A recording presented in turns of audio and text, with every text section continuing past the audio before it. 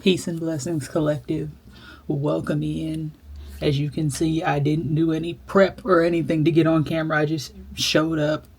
Um, and my appearance feels like it's part of the message because it feels like dream time or dreams in general are very significant right now. So pay close attention to your dreams, document your dreams. Like I actually have notes written down, which is not common for me when I'm doing a reading.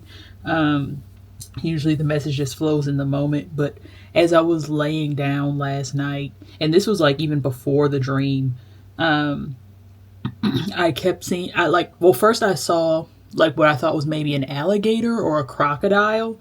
And then I realized, like, it came to me crocodile smile, which is crocodile smile. And then after that, crocodile tears. Excuse me. And the both of those phrases can be used to describe something that is deceptive or someone who is trying to manipulate, like because a crocodile smile is kind of sly or ingenuine, and crocodile tears usually mean, like, someone's like, one, two, three on the times I'm saying this, but like, playing it up, trying to play on others' emotions, trying to get a reaction out of other people by making their feelings seem stronger than they really are. And then after the crocodile tears, I was channeling Alligator Tears, the song by Beyonce. And then I just have written here, it's like real phrase, because the real phrase is crocodile tears, but her song is called Alligator Tears, which made me like almost put me in the mindset of like Mandela effect or even just misremembering. And with the crocodile tears, crocodile smile being like a form of deception, like, are they actually being deceptive? Like intentionally? Like, is it malicious or is it not? Because they could just be misremembering, and memory is fallible, and they maybe, like, don't, I guess the message here is really just don't be triggered by false narratives, because it could be like, and I have fabrication here, which is more than just the making up of a narrative, but even just like the creation of things that just didn't exist. And that doesn't even necessarily have to be in a bad way, because that's what we're here to do. We're here to create things that don't exist. We're here to make new experiences, and you can fabricate your own memories, fabricate them in a way that makes you feel better, and not necessarily in a way that changes what happens, but changes the way you perceive what took place. Like, just say, you got in a fight with a friend back in the day, and that you've always remembered it as them being in the wrong and them having done something to you, but now you're able to remember it as, it was a disagreement. We weren't seeing eye to eye, and I probably had some fault in it as well, because it takes two to tango. Like, that type of rebuilding, like being able to see past experiences in a different light. And then this is the part that actually came from the journey, that's in the note, from my dream, is the same journey, but different preparation. So in my dream, it was like this long walk, and I don't know where where I was going, but I went on the journey 3 separate times, and it was like really long, like at least like a 50-mile walk. And the first 2 times, it was like I had all the energy in the world, and like I had like family with me and people I knew, like it was all faces I recognized in the dream, and I'm like walking, and it's, it seemed like nothing, and I wasn't in the dream. I didn't see the entire journey the entire time, but I just felt the way I felt on the journey the entire time, which was energized. I felt, it felt easy. It felt like, okay, this is good. We're doing what we need to do. But then on that 3rd time, it was like I ran out of steam. And my mom happened to be with me in the dream at that point, and she's like, "What's going on? Like, why are you acting like this time, but before you could handle it?" And it was like, I don't know. When I woke up, I'm saying this in the dream, I'm like, when I woke up this morning, it didn't feel like I actually woke up. Like, my body was still sleeping. Like, I was still, like, I don't know, like my body was tired, but I got up anyway. And that's like the same journey, but different preparation. Like when you know what's ahead of you and you know what you need to go on that journey, don't take the journey when you know you're unprepared. And that's not to say don't, well, yeah, don't take the journey when you know, like if it's something you know that you've done before. But then in parallel, I have below that restoration, not transformation. So like taking a step back from the actual physical journey and it more so being the,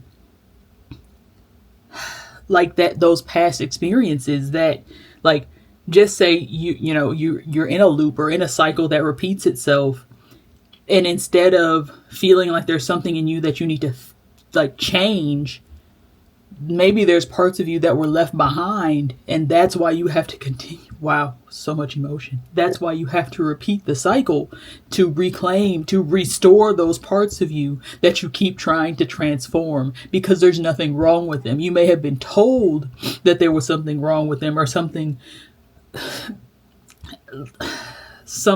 like you were told that there was something negative about those parts of yourself.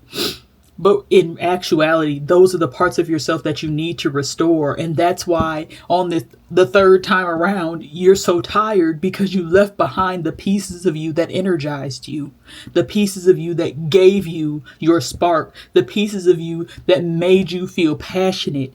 It's time to go back and reclaim and restore those parts of yourself.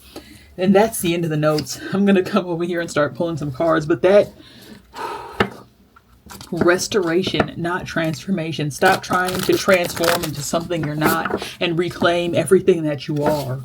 Restore everything that you are without regard to what other people think, because they will just have to meet you all over again, and that's fine.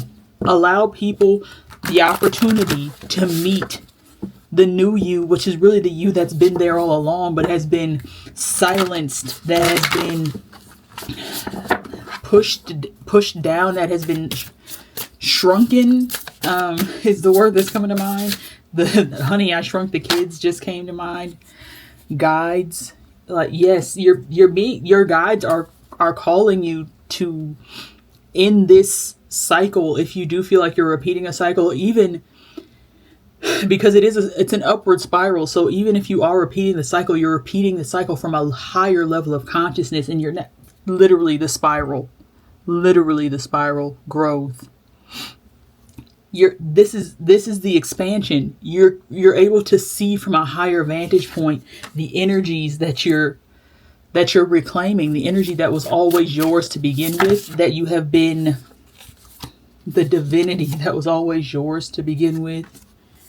I guess I'm just going to take all these cards. And the bottom of the deck is stormy, but that, and in the dream, there were a lot of obstacles. There was a lot of challenges, a lot of unhelpful characters who kind of just wanted to see you figure it out for yourself. And you will. And it's not even a matter of figuring it out, because it's all worked out. You literally, new life. And the Ankh energy, like I have my Ankh right here. Literally new life, courage, and transformation is coming out. But this is the restoration, is the transformation. You standing fully fire, that's alchemizing those negative beliefs that you have about yourself. This transformation is the restoration, because it's not that you're transforming into something that you aren't. You are restoring everything that you are, and to the outside it looks like a full transformation, because you've never fully embodied everything that you knew, that you know you are. You've never fully embodied it to the point where the outside world got to see it clearly. It feels like every time I start reading, I get the runnies, the nose runnies. And that's that release energy. Like, the energy is moving. There are things to be released. The stigmas, the narratives that have been fed to you by outside forces, it's time to release them and get to know yourself for yourself.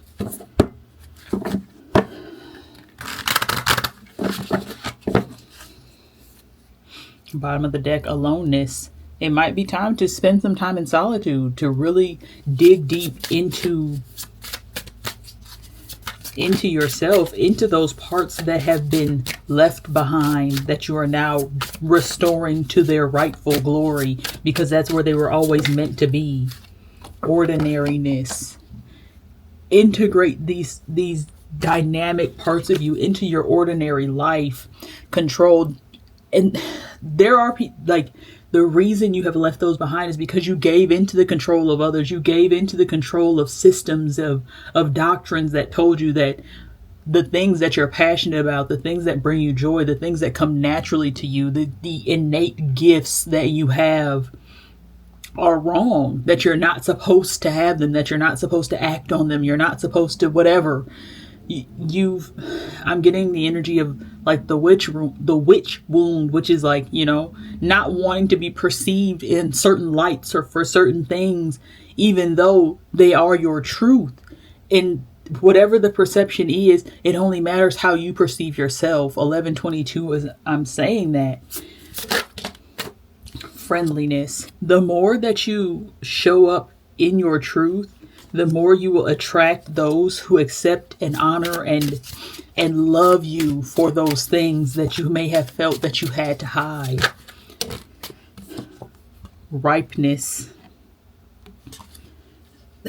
It's time. It's ripe for the picking. Those parts of you have gotten to grow and expand, because regardless of whether or not you were tending to them consciously, there are timelines that, okay, I feel called to kind of explain this, because this is a concept that really did something for me when I understood it. 12/12 all the time as I'm saying this, but if you like believe in or are operating under the paradigm of there being multiple timelines that you have access to, when you start something, even if you don't finish it, there is a timeline on which you nurtured that thing to its full ripeness, to where it got to fully bloom and mature.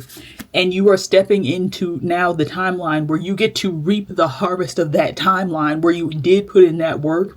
And that doesn't mean it's just going to happen instantaneously. But if you tap back in with the same level of fervent action that the version of you on that timeline had, you will start to see the progress so much more quickly than you would have had you never picked it up to begin with. Even if that was 5 years ago, you started meditating consistently and you only did it for 3 months. Well, there's a version of you that after those 3 months, for those next 5 years, they did it every day, 1313 as on the time as I'm saying that. So if you tap back in right now, you will receive the same heightened level of messages in your meditations that the version of you that has done it every day for 5 years did. That's your cue. Tap back in, even if you feel like it's been so long. It hasn't. There's been progress behind the scenes. Things have been happening and moving behind the scenes. And we have morality and guilt coming out together. And these are two energies that can make it hard for, and I'm going to speak for myself here, because I was raised with a Christian background, a Baptist Christian background. And what I'm doing right now is against that background, but it's what I'm passionate about. It's what comes easy for me. It is an innate gift for me. And you are given gifts to use, to give, to share. If I sit on this gift, I become depressed, because the opposite of depression is expression. I have to express my gifts or I begin to feel stagnant and stuck. And I'm not going to allow the control of outside forces to make me feel stagnant and stuck because of the gifts that I have. I will not allow my gifts to be demonized simply because there are people that choose not to understand or not to be accepting of something that causes no harm. Slowing down. And I feel that energy, because even as I was speaking, I'm like, okay, like it feels very, this is very passionate energy, and slowing down to release that guilt and the feeling of immorality when there is, it's so neutral, especially when your intentions are pure and you're only doing what you're doing because it feels good to you, because it brings you joy, because it brings others joy, it gives others hope, peace, joy, faith, all these things. It helps other people. And it, because it's not even necessarily about what you do, it's about how people feel when you do it, how you feel when you do it. And if the way you are feeling, the way others are feeling is joy and lightness and elevated energy and consciousness, then continue. That's how you know you're on the right path. 1555, as I'm saying that, playfulness. Literally, allow yourself to embody the energy of playfulness, because it doesn't have to be so serious. It really doesn't. Even in this time where everything feels so serious, sitting in negative emotions does not change the circumstance. You can have, and it's okay to look delusional or whatever people may say, but it's, transformation is coming out again. And I know, and the lovers, love is also a major theme here, coming into connection with people who really see you, are able to love you. You can, I didn't even see that this fell right here. Source and adventure. Literally, allow Source to take you on this adventure, because that's exactly what it is. This spiral of growth is an adventure. And the way those just flew out of my hands and went in opposite directions, there's so many paths that you could take, but you follow the one that is most resonant, the one that has the, you'll know it. I can't even tell you exactly how you'll know, because it's for you to know and for others to find out. And like I said, transformation is coming out here again, but also with this energy of suppression and traveling. So it feels like there's a need for a change in environment to get you out of this suppressive energy, because whatever these energies are that are trying to keep you quiet is only because they know how big. And when I say they know, it doesn't even necessarily mean that the human vessel that is carrying the energy, they may not be aware of the work that they're doing, but the forces, the unseen forces that work behind the scenes, they know exactly why they've placed those energies in your life, why those people are there telling you that you shouldn't be doing what you're doing, because those energies know that if you take on this gift full force, if you reclaim all these parts of yourself and show up in your fullness, you'll be an unstoppable force. You'll put them out of business. I just picked up the deck and I'm seeing the High Priestess. Literally, you are tapped in, tuned in to Source, strength. Do not doubt your strength. And the Four of Wands is still at the bottom of the deck here. This is like celebratory commitment, contract energy. Like, the more you show up in your fullness, the more you will attract exactly what is for you. This Page of Pentacles has been following me around for like 3 days now. But we have the Page of Pentacles and the Page of Swords. And this is like that playfulness energy, that youthful energy. Allow yourself to explore new ways of thinking, new ways of interacting with your reality. Go to new places. Literally, like a change of scenery. Do something different. Wheel of Fortune and the Two of Cups. Like I said, there is connection. It's fated connection, and those connections will be made when you make those choices that are outside of the box, things that you would not typically do. And we have the Page of Wands at the bottom of the deck. This really is like a youthful, innocent exploration of your reality, of this new timeline, of this new opportunity you've been given to restore and show up transformed, because this restoration is the transformation. It's not a matter of trying to be someone new, different, whatever. This is fully embracing and embodying everything you have always been.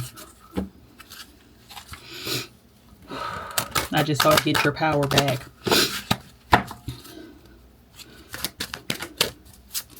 Message of clarity and confirmation from Archangel Michael. The way forward is open. You're not trapped. Possibilities and opportunities abound. I will guide you to personal and spiritual freedom. Literally, you're being handed the map. You're not going on this journey alone. Like we said, we showed source and adventure together. You're not going on this adventure alone. Number 10, don't settle for less. You are a child of the divine and you deserve to have your dreams come true. Don't give up. On that note, I am going to love and leave y'all right here. Thank you for liking, commenting, and subscribing. There is a tip jar link in the description. Tips are welcome and appreciated, and may whatever you give be returned to you tenfold. I am wishing you an abundant ascension, and I will see y'all in the next video. Love y'all. Peace.